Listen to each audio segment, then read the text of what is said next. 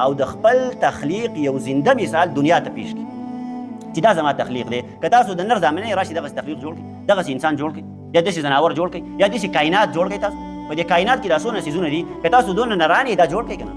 دا انسان چې الله جل شانه د مور په خېټه کې پیدا کوي، په دغې باندې ولې سوچ نه کوي؟ د دې څونه مشکل پروسس دی. ګوره دا درته بیانوم. الله جل شانه په قرآن مجید کې د دې هغه تفصیل بیان کړی دی چې دا انسان الله جل شانه څنګه جوړوي. صحیح شوله که نه؟ مونږ او تاسو کله ناکله داسې کار وکړو، کله ناکله نه، بلکې دا زمونږ عام معمول دی. مونږ ټول زمیندار خلک یو. صحیح شوله که نه؟ پټي کرو، ځمکې کرو، په هغې کې فصلونه کرو، هغه فصلونه راخیږي، هغه بیا مونږ د هغې نه خپل ضروريات پوره کوو. صحیح شوله؟ یو زمیندار دی، لګیا دی په پټي کې، تسکوره ورسره ده او بیلچه ورسره ده. دی دا ځمکه راکني تر دې پورې چې دا ځمکه ښه سمه راوکني. پس د هغې دی بیا په دې کې سرې واچوي، ګوشان پکې واچوي چې دا ځمکه نرمه شي، دا خاوره نرمه شي. بیا په دې باندې فصل وکري، تخم پې وکري، او دا بیا واړی چې دا فصل په دې ځمکه کې ورخښ شي، ورپناه شي په دې ځمکه کې. صحیح شوله که نه؟ دا د دې دونه پراسې نه دا قصه تېره شوه، قصې ته غوږ کېږده مخکې وه. صحیح شوله؟ دغه چې کله دا تخم په دې ځمکه کې پټ شو، نو دا زمیندار بیا راولګي او د دې حفاظت کوي د قسم حشراتونه، یعنی د میږو نه حفاظت کوي، د مرغو نه حفاظت کوي، د قسم ځناورو نه چې هغه دا فصل خوري، د هغې نه حفاظت کوي. او د په ځان باندې شپه ورځ یوه کړې ده چې کله باران نه کېږي، نو دی بیا ورته د سیند نه اوبه راتړي او نالی ورته جوړه کړله، په هغې باندې اوبه راځي او دی دا ځمکه په دغې باندې اوبه کوي، په ځان باندې مشکل تېروي.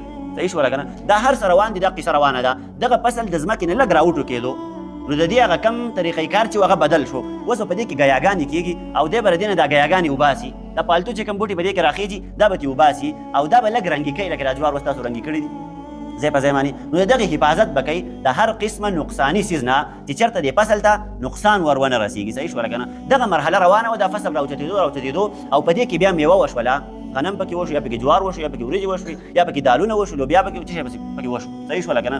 دې کې دغه میوه وشوله او د دې د پخېدو بیا دې زمیندار انتظار کوو.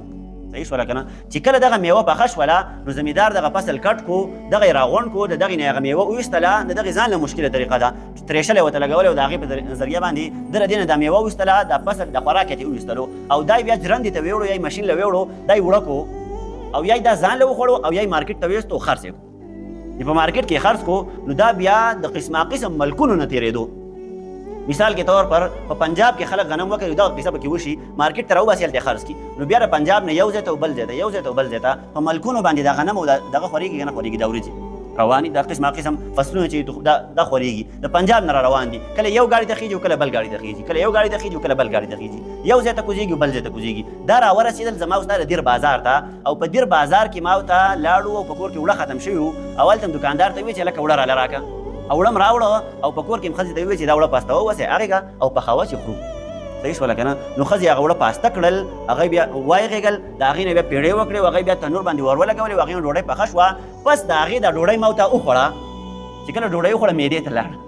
صحیح شوله که نه؟ ډېره اوږده قصه ده، خو خیر تاسو زه په هغه مقصودي ټکي باندې پوه کوم چې د الله جل شانه د تخلیق داسې وړوکی کار نه دی، دا د هر چا د وس کار نه دی چې یاره هر یو سړی به راپاڅي ولکه زه دا یم او هغه یم. صحیح شوله که نه؟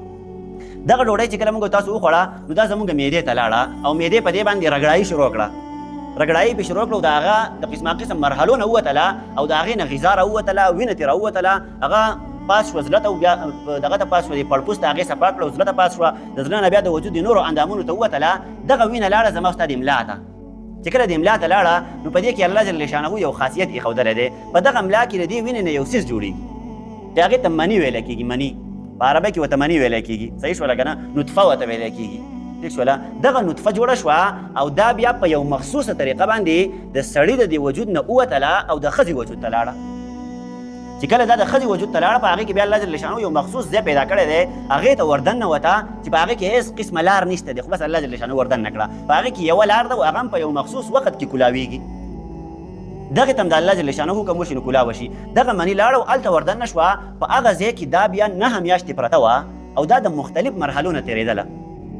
په دغه ځای کې الله جل شانه انسان جوړ کړو، انسان له وجود ورکړو، او چې کله دې 5 میاشتې وشوې، 6 میاشتې، نو الله جل شانه بیا دغه انسان کې روح ور واچاو او دی بیا 3 میاشتې نور د مور په دې خېټه کې پروت و، د ښځې په دې خېټه کې په بندو پردو کې دی پروت و. هلته په ده کیسه هم وه، د ده وجود هم و، د خوراک هم کوو. صحیح شوله که نه؟ په دغه ځای کې په ده باندې دا مرحله تېره شوه، 3 یا 4 میاشتې تېرې شوې د ژوند نه د روح نه پس، او دغه بیا په یو مخصوصه طریقه باندې الله جل شانه دنیا ته راولېږو. صحیح شوله که نه. نو زه تاسو ته وایم د دې دونه مرحلو نه د انسان تیر شو، صحیح شوله که نه. کله ځمکې ته لاړو، کله د ځمکې نه راووتو، کله ماشین ته ور ودنګل، کله بټۍ ته ور ودنګل، کله جرندې ته ور ودنګل، کله مارکیټ ته لاړو، کله دکان ته لاړو، کله ګاډي ته وختو، او کله بیا د چا خېټې ته لاړو. د هغې نه پس بیا یو پراسس وشو، یو مرحله وشوله، او د هغې نه پس د دې نه یو انسان جوړ شو. دا په خپله کیدی شي؟ یا لکه په خپله کیدی شي؟ نشي کیدی په دا کار څوک دا که چا دا خبره وکړه چې یار دا په خپله وشو، جرالې ما په دې ځای باندې ایسته قتل کوي. صحیح شوله که نه؟ دا کار په خپله نشي کیدلی.